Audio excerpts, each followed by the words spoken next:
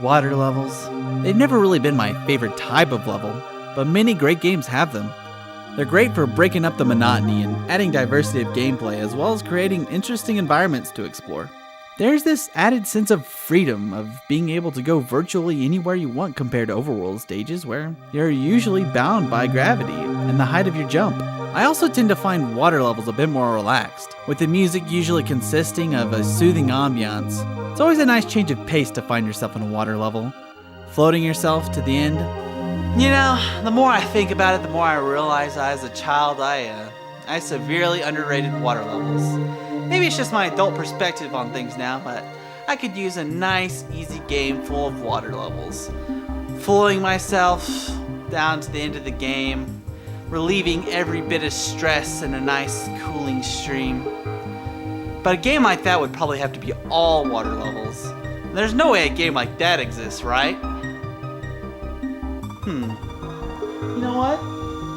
There is an all-water game I know of. Finding Nemo! And with Finding Dory coming out soon, it'll be perfect time to play it. Well, let's dive right in, shall we? Get it? 'Cause dive and water. I need to go turn the game on. So right off the bat here, after watching all of the opening splash animations, we're greeting with this loading screen. Huh. This isn't going to be starting any sort of precedent, is it? Interestingly enough, once we reach the game's top menu, there's an option to watch the Finding Nemo movie trailer.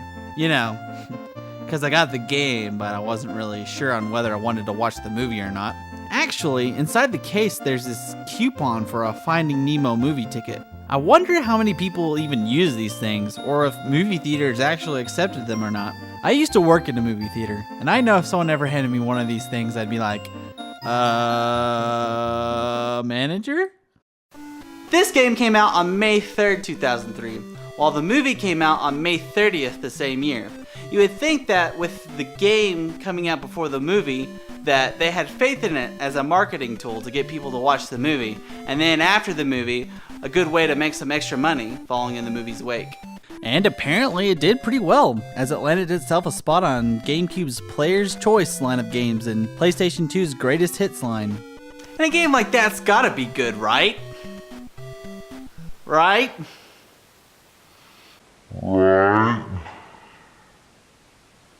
I mean, the back of the case gives us 3 great examples of the kind of fun we can expect out of the game, like surf the current with Crush, and survive a forest of jellyfish, and join the tank gang. I'm just so excited I can hardly stand it. Well, let's get started with level 1, going to school.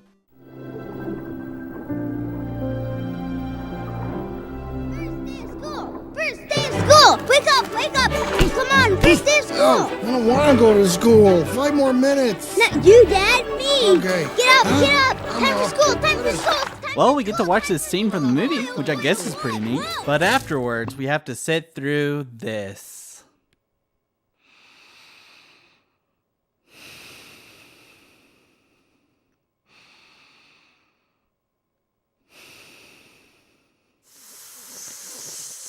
Oh my god, just hurry up! Finally, after that long-ass loading screen, we finally get to start playing.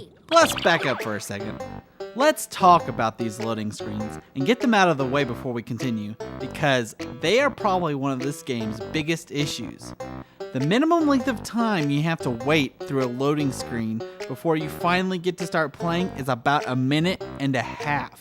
And that's not including the opening splash animations and cinematics. Plus, if you watch the trailer like I did, you have to wait an additional 20 seconds to load the top menu back up. Between every level and the level select screen, the minimum time to wait is 20 seconds. And the first level's loading time alone is 48 seconds. And it's not even the longest one. That is ridiculous. Anyway, back to the game. So you start off playing as Nemo, and your dad, Marlin, is taking you to school. Meanwhile, you learn complicated game mechanics like swimming through bubble rings. Good job. Now we're ready to go to school. Follow me, and remember you can speed up by pressing the move button. I will, Dad. Yeah, Dad, I'll press the move button. Get off my back. It's just a little hard with this limp fin of mine. And keep trying to swim through all the rings. Yeah, let's go! Eventually, you come across Chad and Sheldon, and they tell you that their friend Pearl is lost. Also, there's a giant clam blocking your way to school. So Nemo naturally just swims away without saying anything. You find Pearl, bring her back to her friends, and she shits out a pearl.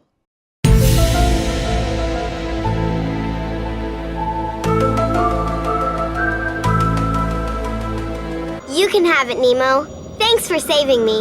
See if you can carry it with your fin. All you gotta do is hold the action button. Dad said that clams like these things.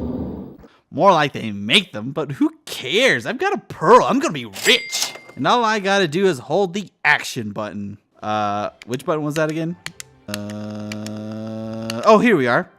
And here we go. Then an off-screen underwater rock slide happens, and we can't get through the rocks. Good thing we have dear old Dad to help us. Here, let me do it, Nemo. Oh, gee, I can't move him. Oh, well, we'll have to go home now. Yeah, thanks, Dad. You know, it kind of looks like we can swim around these rocks if we wanted to. But I guess us fish are tethered to a rail in time and space and can only swim two-dimensionally. Next, you race with all of your new friends. I ended up getting in second place because of that fucker Chad. Then Sheldon's all, Look over there! Baby clams! Let's go play with them! yeah, let's go play with them. Whee! Wait, what? I just bubbled that clam into oblivion. I'm a murderer. I'm a murderer? That's the end of level 1. We learned some great things like how to swim through rings and how to press the action button and how to murder. In level 2, you learn that going inside sea enemies puts you in this weird invincibility spin. And if you happen to find some krill, they'll pledge their life to you and sacrifice themselves for your sake. Awesome! So next we do some more clamicide and meet up with our friends up ahead who are farting on some sponges. Which leads us to our third and final gameplay mode, bouncing on stuff.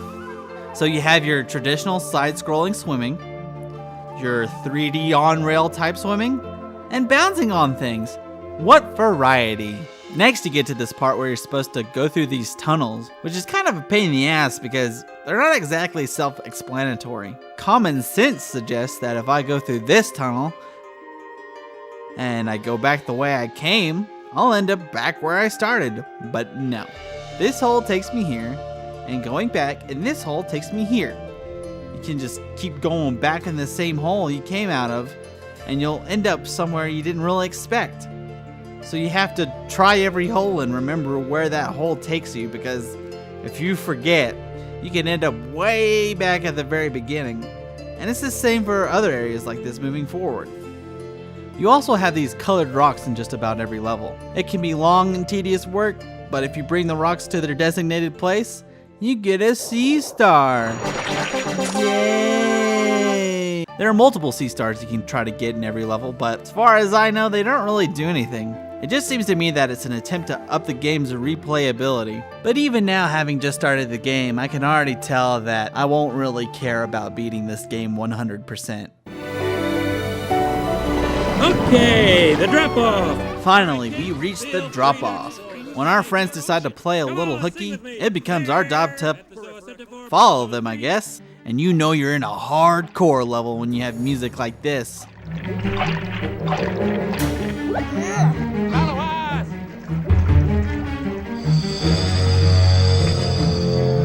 Speaking of the game's music, I noticed something kind of weird.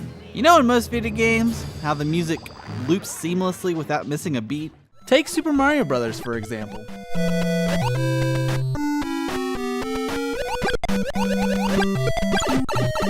But this game just kind of awkwardly stops and starts over again.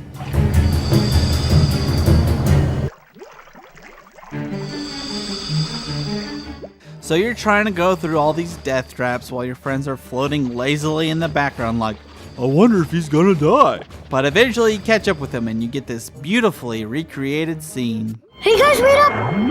Whoa. Cool. Hey, what's that? I know what that is. Oh, Sandy Plankton saw one. He said it was called a butt. Look at me. I'm gonna go touch the butt. Come on, Nemo. How far can you go? My dad says it's not safe. You know you can't swim well!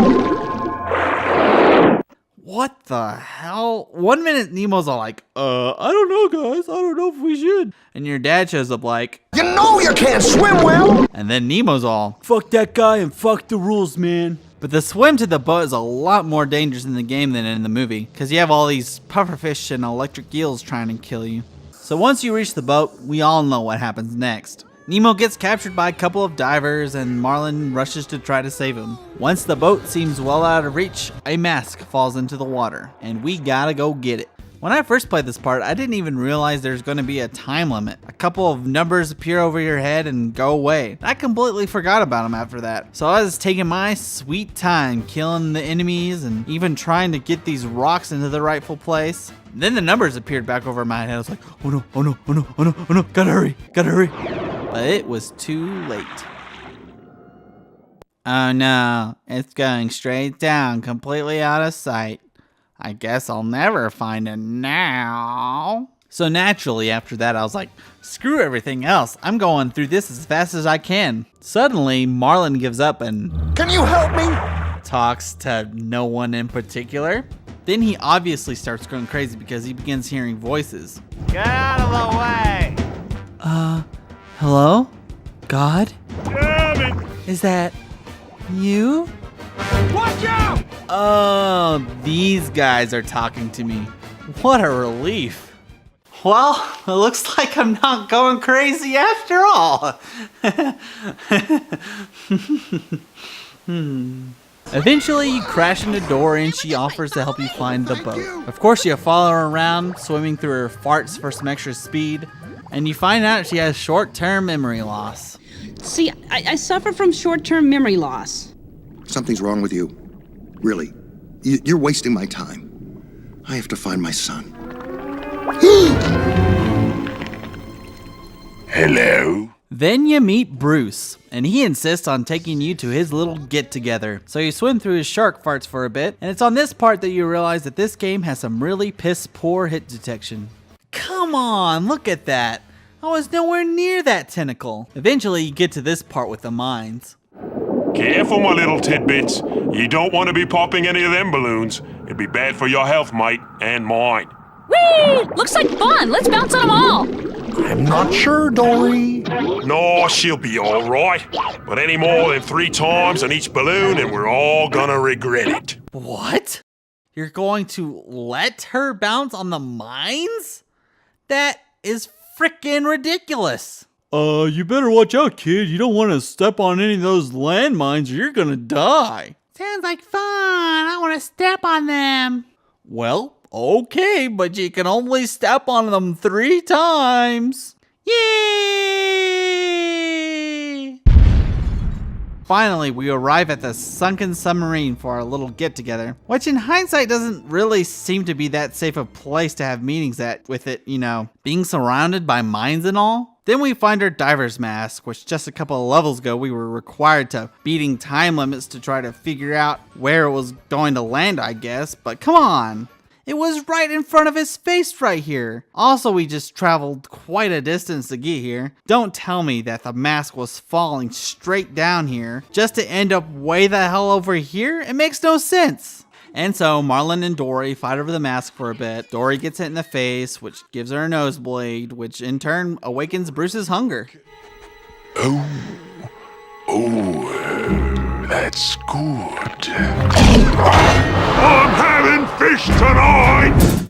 And so begins the next level, which, by the way, has probably the longest loading time, clocking in at about 1 minute and 14 seconds. So we're swimming about as fast as we can to get away from Bruce, and whoa, I guess I just got eaten. Oh, well, I guess not. but I have to start the level again anyway. I suppose since this is an E-rated Disney game, you can't have too gruesome of a death. So, once you get past Bruce, you have to navigate through this maze of pipes, which is probably the hardest and longest segment of the game without a checkpoint. If you die, all the enemies that you killed with the bubbles will stay dead, which you think would be a good thing, but killing the enemies gives you krill, which I mentioned before protect you. In this part of the game, and pretty much the rest of the game for that matter, the enemies don't really pose that much of a threat. What kills you most is bullshit like this. And this. And this. Eventually you come across this sliding pipe puzzle kind of thing that you have to complete before you can continue. I hate these kinds of puzzles. It's like those desktop gadget picture puzzles that you can put on Windows computers. I have no idea who honestly enjoys these puzzles. Once you feel like you're making progress, you have to rearrange everything because this one square isn't in the right spot. No joke, this puzzle took me about 30 minutes to complete. Part of the reason was I wasn't sure how the pipes were supposed to be arranged, but it was mostly because I truly suck at these kinds of puzzles. It wasn't until after I finished the puzzle that I noticed this blueprint on the wall. Next, we're back to Nemo and we have to search for all the other inhabitants of the fish tank. Which isn't too bad until... No, fuck that. I'm dealing with this later. Ooh, a key. I guess it goes here in this treasure chest. My bubbles! Wait, why does he like bubbles so much? Well, bubbles are used as a weapon in the game. You don't think that maybe he's hoarding the bubbles for like some sort of super weapon to kill everyone, do you?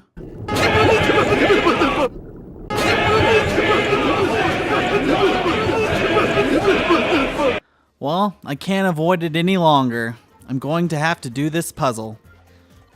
Hey, it only took me like 3 minutes. That's way better than 30 minutes. After we meet everyone in the tank gang, we're now back with Marlin and Dory, and the mask is falling into the dark depths of the ocean, and it's become our job to get it. I'm gonna search high and low for it. I will stop at nothing until that mask is... Holy shit! Now that was kinda scary. What is this game, rated E? For everyone? More like rated E for evil. Okay, maybe we shouldn't go that high anymore. This time I'm just gonna stick close to Marlin. Hey, Dory, this way! What? Who? Can I help you? Yes, we're looking for a mask, remember? Oh, yeah! Come on, then. Follow me. Okay. Alrighty then, I'm just gonna follow you, Wait, where are you going? Marlin! I guess Dory's memory only lasts about 30 seconds because if it takes you longer than that to find Marlin, you have to start over. Nope, nothing in my noggin. After you find him though, you come across this part where you have to switch between Marlin and Dory to get through some pipes. Dory can't get through some areas because she's too fat, and Marlin can't move these switches because he's too much of a wimp. And after that you... No! Actually, this puzzle took me just a little over a minute to complete. Maybe I'm actually getting better at these. And then after all that, you have to swim away from the anglerfish so that Dory can read the mask. P. Sherman 42 Wallaby Way, Sydney! Next we go back to Nemo and we begin our initiation at Mount Wanahakalugi. Finally, we'll get to join the tank gang, just like the back of the case said. But I guess they won't let us join until we do a bit of manual labor for them first. We gotta put rocks over these air leaks and do whatever this is to these statues in the order shown on the back of this sign to get rid of this wall of killer bubbles. Only to run into another wall of killer bubbles.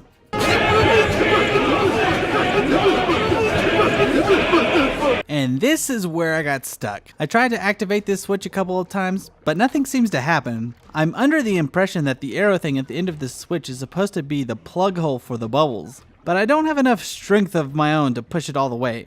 So I double back and comb over every last inch behind me looking for some sort of clue to no avail.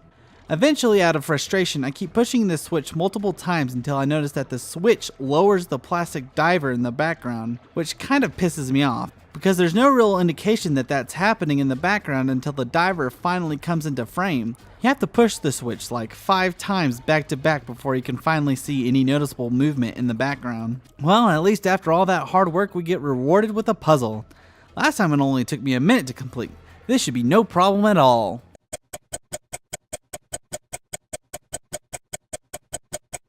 Okay, well that was a little tougher than I anticipated, but we got through it.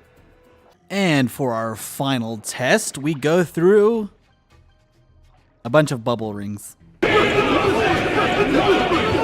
Meanwhile, Marlin and Dory find themselves in a forest of jellyfish, so they decide to race out. Well, it looks like I'm gonna lose this race, but that's okay, Dory can win. I'll be a gracious loser. Dory? Dory? Wait, Oh, what? no.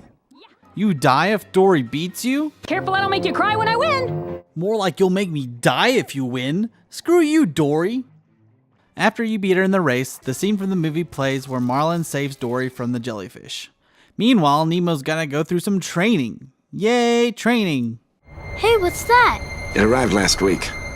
I think the dentist expects us to play with it. Hey, I know what that is. That's the ball from the Pixar short film Luxo Jr., which was one of Pixar's first films and inspired the hopping desk light in their logo. That's actually a pretty neat little Easter egg.